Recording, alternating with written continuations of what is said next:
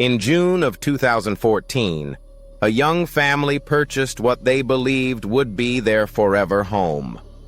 The house stood at 657 Boulevard in Westfield, New Jersey, an affluent and quiet suburban town known for tree-lined streets, good schools, and low crime.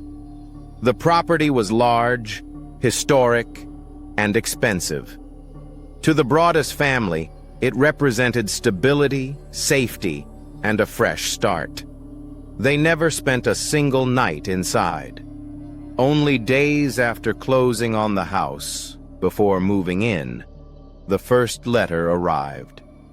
It was addressed simply to the new owner and delivered by hand. The message inside was unsettling, written in formal but disturbing language. The letter welcomed the family to the neighborhood and claimed that the house had been watched for generations. The writer referred to the property as "my obsession" and signed the message with a name that would soon become infamous: The Watcher. At first, the family assumed it was a prank, an odd letter, maybe written by a neighbor with a strange sense of humor. But the details inside suggested something more disturbing. The writer knew the names of the Broaddus children. He referenced renovations taking place inside the home. He asked whether the new owners had discovered what is in the walls. More letters followed. Each one escalated in tone. The Watcher demanded to know where the children slept. He warned them not to bring young blood into the house. He claimed to watch the home from afar, observing its comings and goings, waiting patiently. The letters were not threatening in the traditional sense, but they carried an unmistakable implication. Someone was watching, and they were close. The Broaddus family contacted local police. An investigation began, but almost immediately it stalled.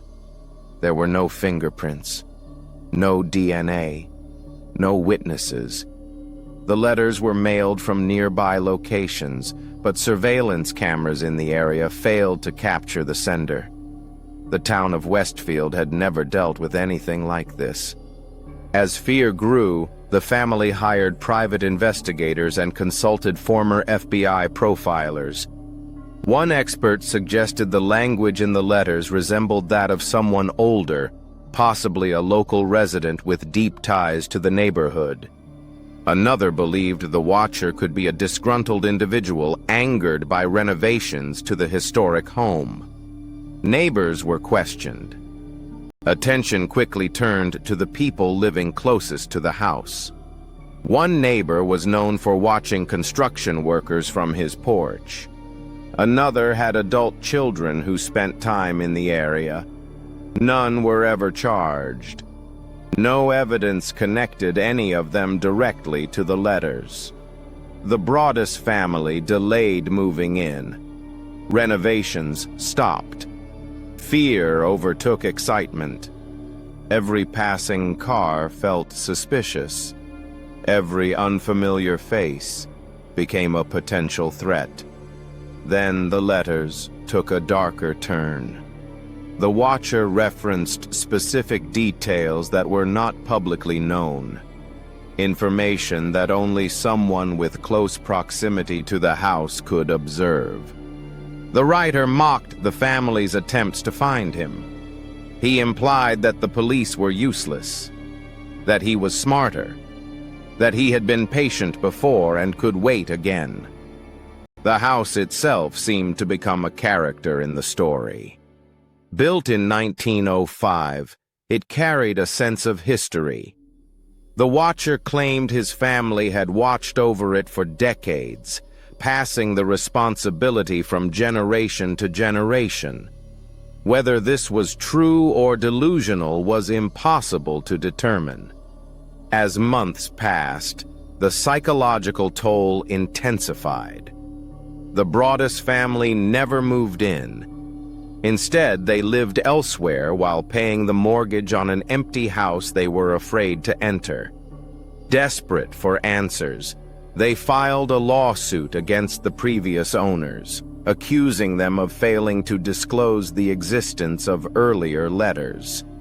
It later emerged that the former owners had received one similar letter shortly before selling the property, but had dismissed it as harmless.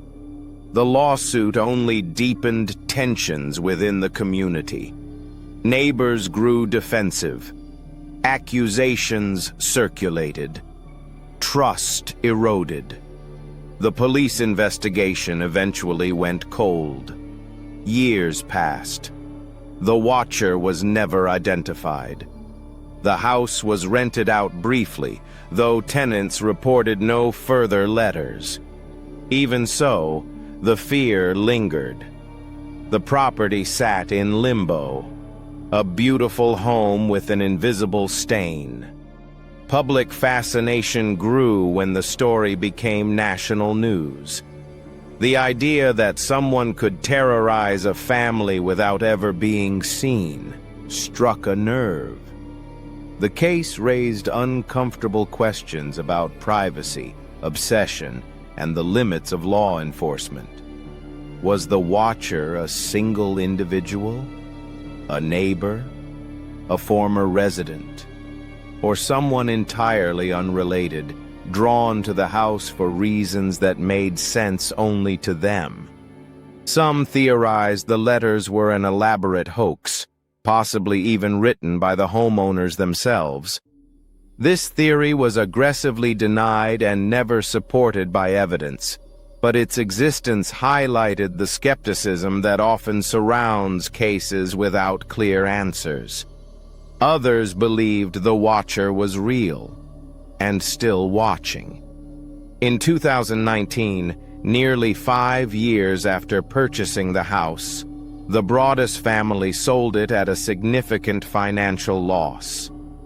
They never lived inside. They never discovered who sent the letters. To this day, no one has been charged. The letters stopped. The mystery did not. The house still stands on Boulevard, outwardly ordinary. Families walk past it. Children ride bicycles nearby. From the outside, there is no sign of the fear that once consumed it. But for those who know the story, the question remains. Was the watcher ever truly gone? Or did he simply stop writing